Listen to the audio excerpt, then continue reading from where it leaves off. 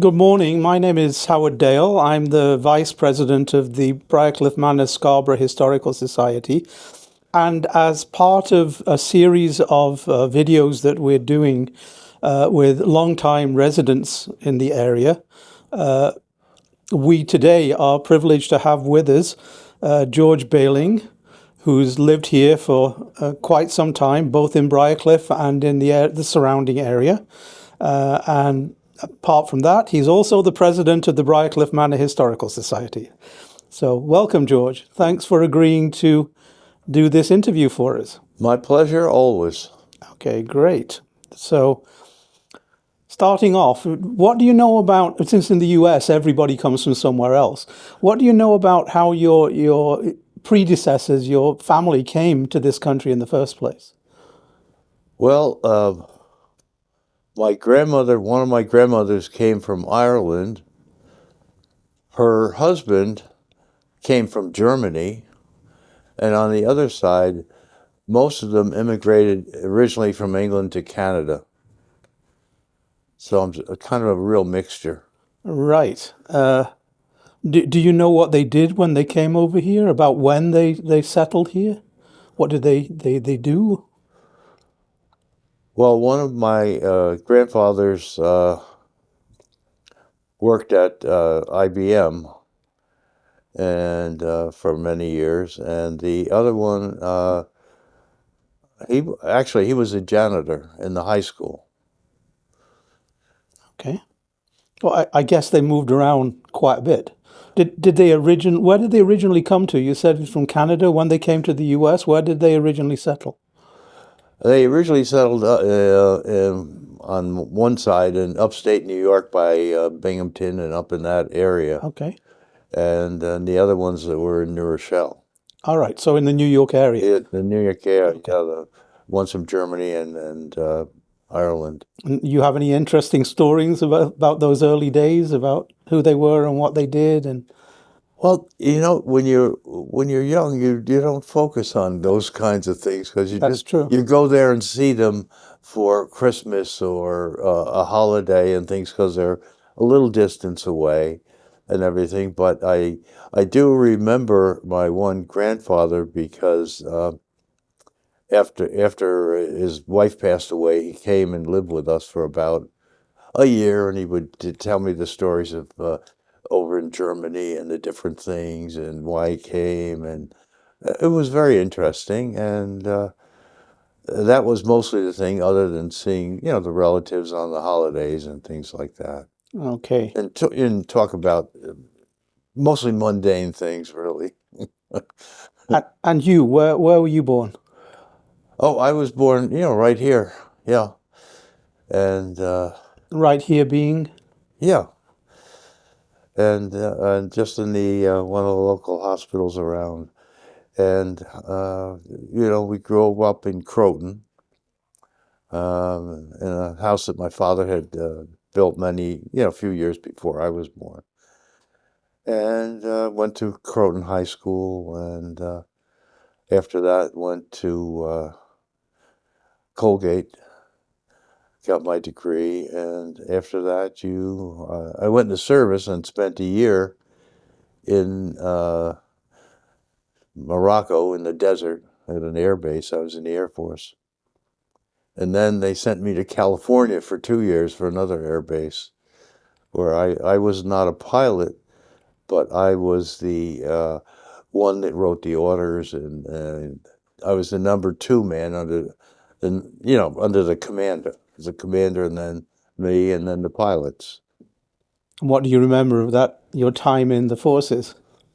Anything that Well, sticks in your mind? I really enjoyed it because when I was over in Africa,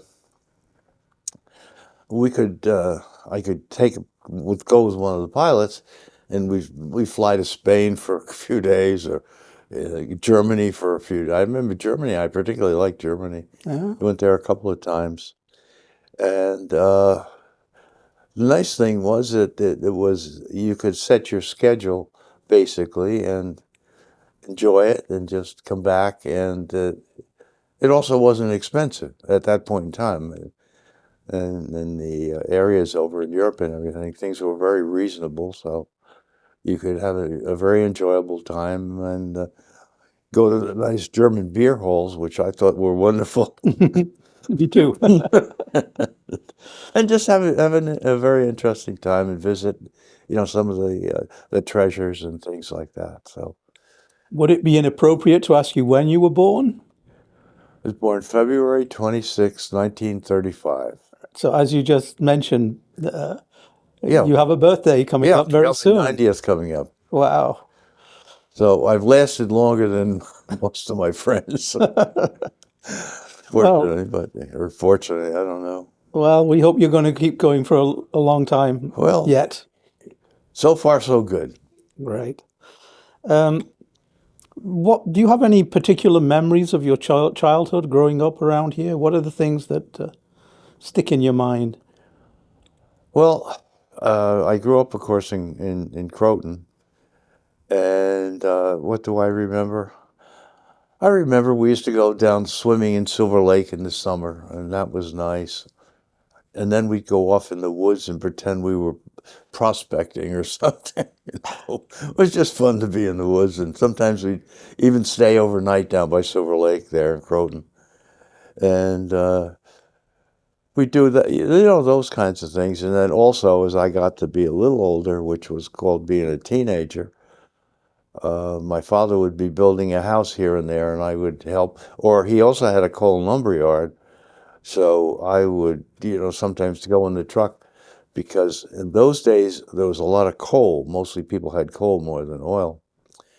And a lot of the ones the stuff would go down on the chute and go in the cellar, and somebody had to spread it around. So I would go in the coal bin, so to speak, and spread it around, and do those odds and ends of things, and come back being about 3 shades darker from the coal dust. But it was an experience, and we learned that, and I learned from him how to do the things in carpentry and things that when you're building something or building a house or building this or that. And then during the war, one of my jobs, my father built a chicken house. Well, it was to take care of the chickens.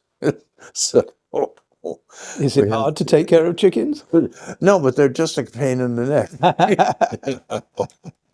And each one wants to be the boss. Right. And but it was a very good learning experience, and I enjoyed my time in high school and learned a lot, and went off to college. And but in fact, as going to college, my father was building a house in Croton at the time, and I was helping him, helping them do what I could do and everything. And I met the fellow that was buying the house and everything, and we were talking and things like that. And he said, "Well, were you thinking about college and things like that?" And we got to talking about that. And I had applied at a couple of places. He says, "No, why don't you apply at Colgate?" I went to Colgate, and I think you'd really like it there and everything. So I applied to Colgate, and less than a month later, I got accepted. And I said, "Boy, that was quick." And then I found out who he was. And he was a very influential person in the college Okay. as a trustee and things like that, which I had never realized. But so I went to Colgate and got I thought, a very good education, made a lot of nice friends and good memories. And after that, as soon as I got out, within, I don't know, a month or two, I was on the plane to Africa. Okay. All And went right. through that scenario, and then I got out and had to get a job. And I said, what shall I do? I don't know, and everything. So I thought about it, and I said, well, I always liked finance. Let me see about getting a job in a bank. So I interviewed with a couple of different banks and uh, took a job down basically on Wall Street at Irving Trust at the time, which was a big bank, not now, but then, and stayed there. And then later on, I was offered a position, and I in a different bank. So it was actually it was Bank Lumi, and I was the manager of that for a couple of years, and then I decided I wanted to, do something on my own, and which I did, and went forward, and would build a house here and there, and do things like that. And then I said, well, this new product is coming out. I said, and it seems to be a really good product, and people seem to like it. So it's called frozen yogurt. Okay. So I said, oh, let me do that. So I said, okay. I left the bank and built a store, and it did very well. And said, let me build another one. And then I said, well, that was nice. Let me build another one. So I had 3 stores on the way up to basically Poughkeepsie in the malls, which sell frozen yogurt and other odds and ends of, sandwiches and things like that.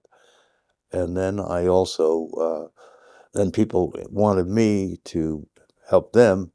So I built 3 or 4 other stores for other people, which, you charge them for, but they got what they wanted. And then I decided, what the heck, take a rest and do whatever I wanted. And yeah, so I just did odds and ends of things and everything for, the last few years, and basically led a relaxed life. And along the way, unfortunately, my wife passed away. And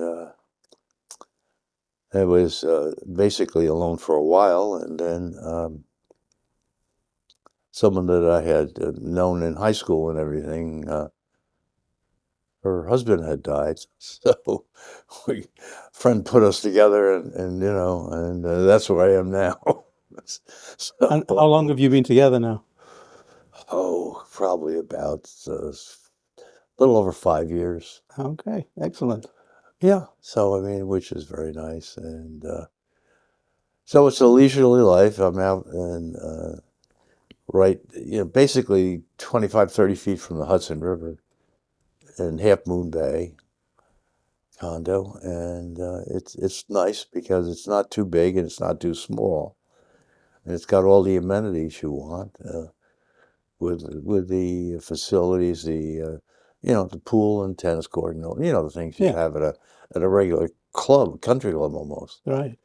And so it's very nice, and it's been a relaxing, quiet life. And And what kind of things do you do besides relaxing? What do you do to keep yourself occupied? well, we take trips to go here, and we go to some of the I won't call them shows, but talks and things like that Okay. people are making. And my Pat likes to read a lot, so she's always reading a book a week, basically. So she does that, and I like to do other things, like come down here Yes. Great. and meet all the lovely people and do things that help other people, and what I can. And that's about the story. And here I am. Great. So to step back a little bit, you grew up in Croton, but Right. at some point you moved to Briarcliff Manor, right? Yes. Yeah. When was that, and why did you move? Well, mostly because my father built the house and he wanted to live there. Okay. So I didn't have much choice. So it was your family then that moved to Yeah, Briarcliff? yeah, it Okay. was the family. Yeah. Yeah, and so I was there, and then at that point was when I went to college and things like that. And So, about how long did you live in Briarcliff? about I guess about 3 years. It was about 3.5 years, Okay. maybe 4. Because after that, then I went to college, and then after that I went overseas and everything, and came back, and then eventually I built a house in Austin. Okay. And so you stayed in the area, even if Oh not yeah. not in Briarcliff Manor. Oh yeah, Okay. absolutely. All right. So how have things changed since? since you lived around here, what are the major things that you can think of that Well, shows how the place has changed? when I grew up in Croton, Croton had a large Italian population simply because many of those were stonemasons. They came over to work on the dam. Right. So when I went to school, it was there was a larger Italian population in the school than you might find someplace else, or maybe the Irish were or somebody else. Mm. But they were all nice people, so I mean, it really didn't make any difference, and everybody got along, and I had nothing but good experiences really in high school and everything, and played a little bit in sports, but it wasn't. I didn't really get all excited like some people do about it, but I enjoyed it, Hmm. and I had other hobbies and other things I did, and What are the hobbies, if I can ask? well. One of the hobbies was I guess a hobby. I used to love to go down to the Croton River, and sometimes I'd even stay overnight and go fishing, catch fish, and cook it.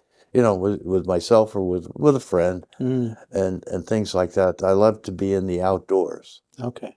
and go for walks here, go up to the dam and walk around, and do all the things you can't do now because you can't cross the dam and everything. So.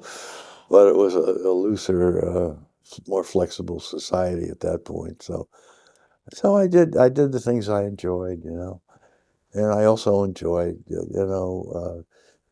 building things, and when I helped with the house and with this, and then of course when I finally got married and everything, I bought some property and designed the house and built it And that house was where? in Croton. In Croton. Okay. Yeah, and so it's been, and now of course being in the condo right on the river and sit out on the porch and the summer and everything, it's lovely, and Where you are now is a beautiful location. yeah, and I think in that condo, this is the best location because you're on the end, so you're looking over the river and the Mm. boats and all of that. You're not looking at the, I don't know what you look at, parking lot. Something like that. So I mean, in that sense, I've been very fortunate, and I've been more than fortunate with my marriage and what I have now. So that's I've been very lucky, and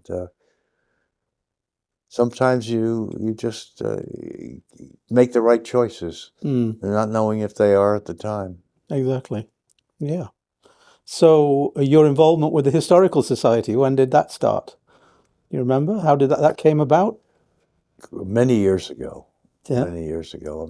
I don't know exactly the number, but I would But do you know how it get. came about? How did you end up here? Well, I always had an interest in different things, and I don't even remember who told me about it, the society and everything. I said, oh, I'll do something. And I came and talked to the people at the time and said, yeah, I think this is great because I love history. And here were the things I could visit, some of the things that were history. And I wasn't under any pressure, so I could look at these things. I could talk to people. Um, they would bring things in. Uh, Many interesting people also come in to look things up. Hmm. So you have very interesting conversations with people you would normally never meet, and that's been the case. And I've enjoyed it always over the years, and the other nice thing about it was that the people involved in the historical society, in my opinion, have always been nice people. And I think that's the important thing that helps keep it together and go forward. Great. So So, I assume that you started as a member, then became a yeah, trustee, and then eventually became president. Yeah, and none of which I asked for. But I was, I guess, always good at kind of organizing and whatever you want to call it, you know. And I seem to have a good ability to uh, get along with most people Mm. without, you know, sometimes people say, well, you can't say that, or you how you that, you know, all that stuff, which is, you know what it is, baloney. And if you don't have rye bread, it's even worse. So, I've got a couple of little things here. What can you tell me about this? oh, that was a nice car, yeah. And yeah, that was a nice car, and we had a nice time in it, and it was lovely, and I always enjoyed that. And so, And what specifically is it? What car is it? oh, it's a Corvette. Okay. Yeah, 50, 52, 53. And then, as I was driving around in that for the picture, or the ad or whatever, uh, I ended up buying a 1952 Mercedes 190 SL convertible because I thought that was even more practical, I guess, or something. You know, it probably wasn't, but yeah, this is a picture that a lot of people have seen and asked about. So it's sometimes it's just the luck of the draw. They need somebody. I don't know. Maybe I had just enough gray hair to look right to be the one to drive it and things like that. So, and there she is, Karen O'Doodle, without the noodle. Yeah, no, I mean, this was, yeah, a lot of people have seen this picture and loved it. And yeah, and it was a good time.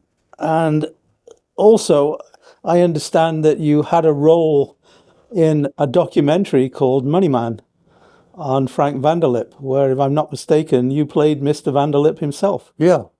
How did that come about? Well, you never know. Somebody comes, they ask you to do it, and something, and I said, "Oh, sure," you know. And we had a good time. Everybody enjoyed it, and I used to love doing things like that. I was in the school play too, you know, in high school. So I guess I just like to be involved in things, and so it makes it nice. Great. I don't feel like you have to have limits, if that's the right word. Right. And you can be doing something today and something come tomorrow that just seems more interesting. And these are things that are just personal, so you're not imploding on anybody's life or anything. You're just doing what you enjoy. Mm. And that's what, you know, I've done.